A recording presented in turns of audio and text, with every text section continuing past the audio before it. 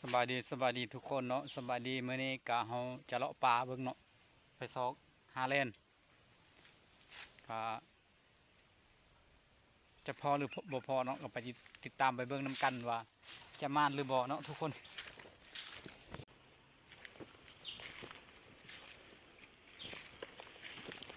ออกป่าเด้อมื้อนี้เด้อทุกคนเอ้ย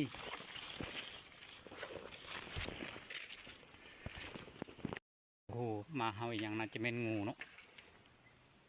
เบิ่งนกอีหลีอยู่พุ่น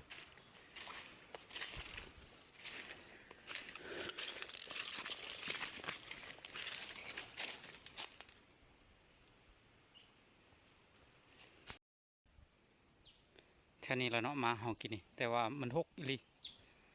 คือสิแม่นตัวงูบ่จักคือกันเนาะทุกคน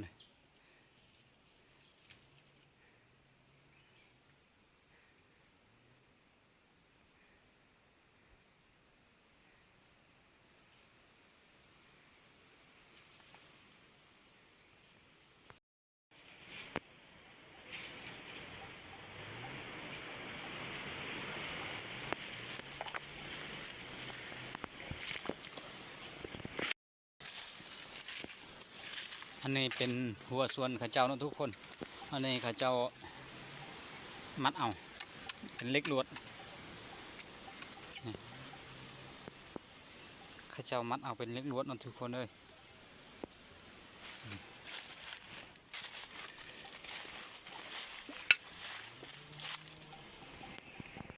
ไปไกลเนาะไป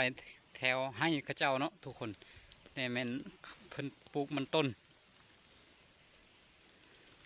ก็ไปแถวๆนี้แล้วนี่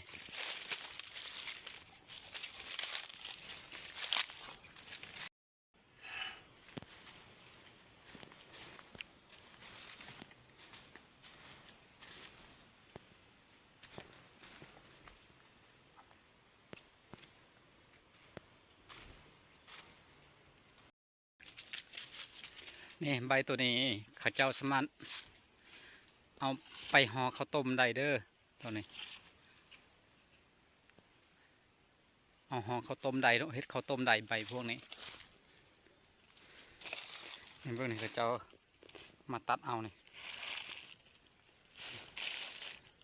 มาตัดเอาเฮ็ดข้าวต้ม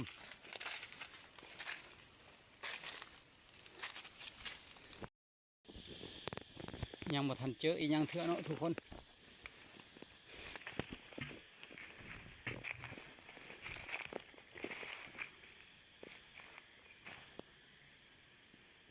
บ่ฮู้ว่ามาอยู่ไสน่าจะอยู่เทิงพุ่นแหละ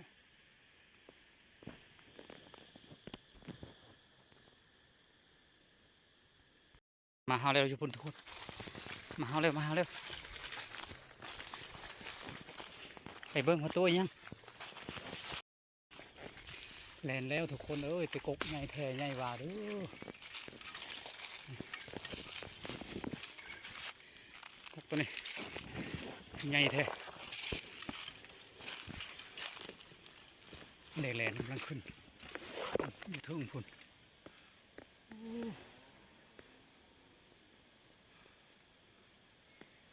เห็นแต่น้อยเดียว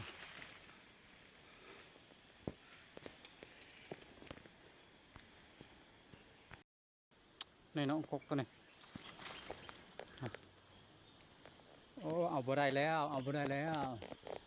อยู่ป่ายพุ่นอยู่ป่ายอยู่เทิงพุ่นเพิ่งสูงนี่พุ่นผมสูงสุดยอดเลยพุ่นแล้วเนาะแลนอยู่ป่ายพุ่นอยู่ป่ายสุดพุ่นเอาบ่ได้แล้วพวกทีนี้บ่ได้ซ้ำเนาะทุกคนมันอยู่สูงโพดแลนตัวนั้นวันนี้เราไปซอกหาตัวไม้อีกเด้อ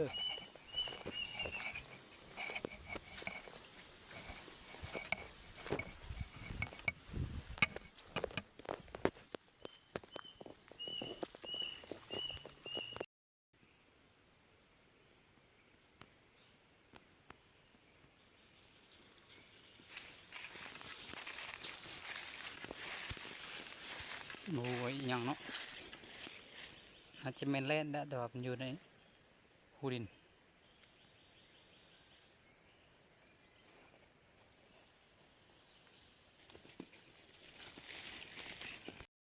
หูกับบางใหญ่เนาะทุกคน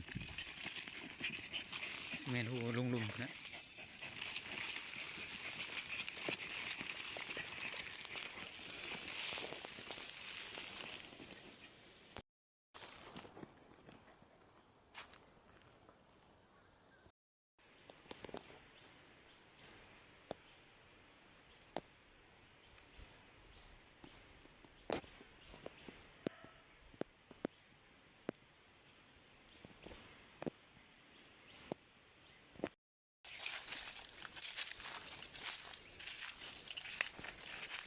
โอ้ผมบนพระเจ้าอันนั้นนัง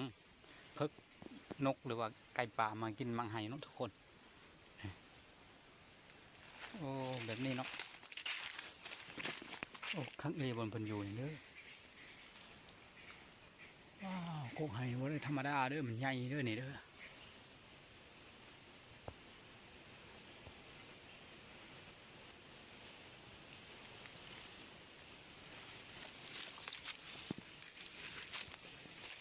เรื่องนี้ไก่ป่าหากินแต่มันเทิงแล้วเนาะ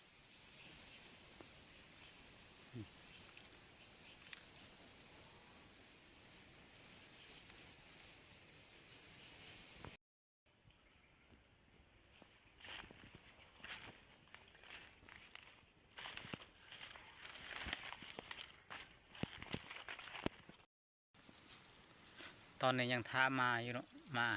ยังบ่เห็นมาเถอะก็บ่ได้พอยังอีกเนาะตั้งแต่พอที่เขาหูแล้วเนาะครับตัวกกสูงหั่นเอาบ่ได้ก็เลยบ่ได้พอยังถึงปานนี้เนาะ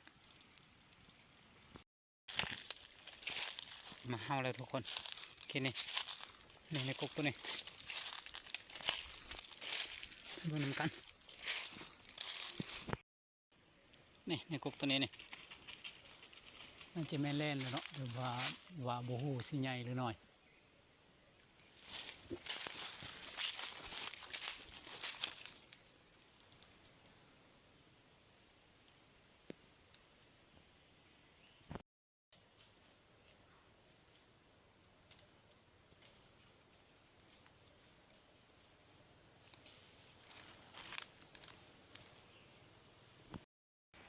ขึ้นไล่ได้เทิงคุณเนาะทุกคนไล่ลงเดี๋ยวก็ต้นลงมาครบแล้วเป็นแลนตัวน้อยเนาะบ่ใหญ่เป็นตัวน้อยหนาวแล้วนี่เป็นไงเด้งแม่ได้แล้วโอ้ตัวน้อยเด้อทุกคนตัวน้อยเด้อตายแล้วมาครบ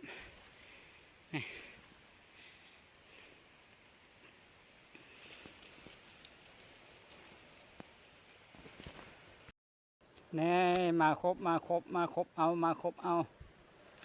เล่นตัวน้อยมาครบเอาเด้อ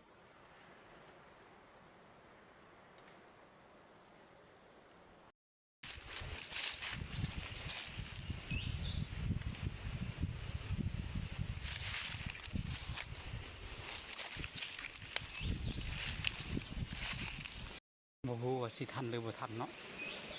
ติดตามดุนไปเบิ่งนำกันเนาะทุกคนเอ้ยพุ่นเลยมา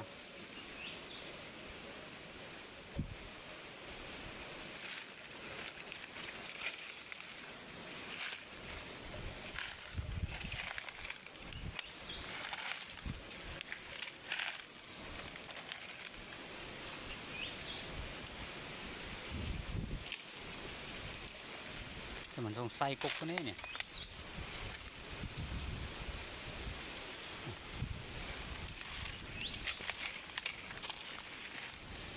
สงสัยกกใหญ่นี่เลยเนี่ย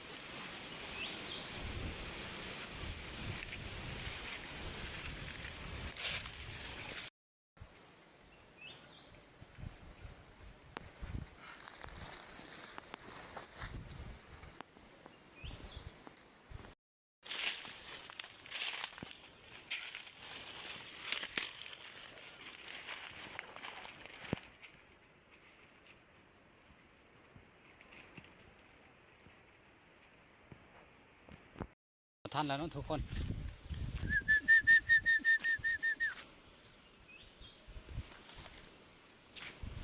มันอาจจะขึ้นกุ๊กไม้แต่เฮิงแล้วเนาะขึ้นนำบ่ทันเลย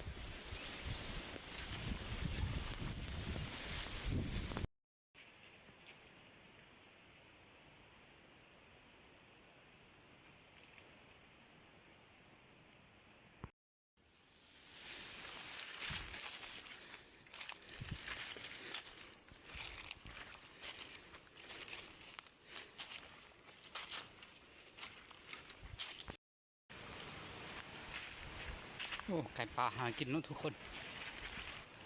คือสิแม่นไก่แม่ลูกอ่อนแล้วที่หากินนี่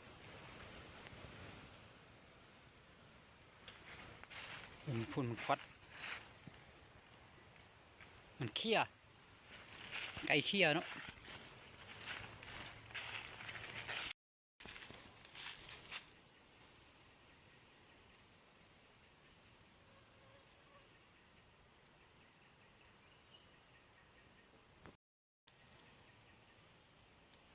อาจจะแม่นได้ยินพวกกึนไก่ป่าเนาะบอกไก่ป่าก็ต้องแม่นกึนแล่นเนาะแต่ว่าน่าจะแม่นไก่ป่า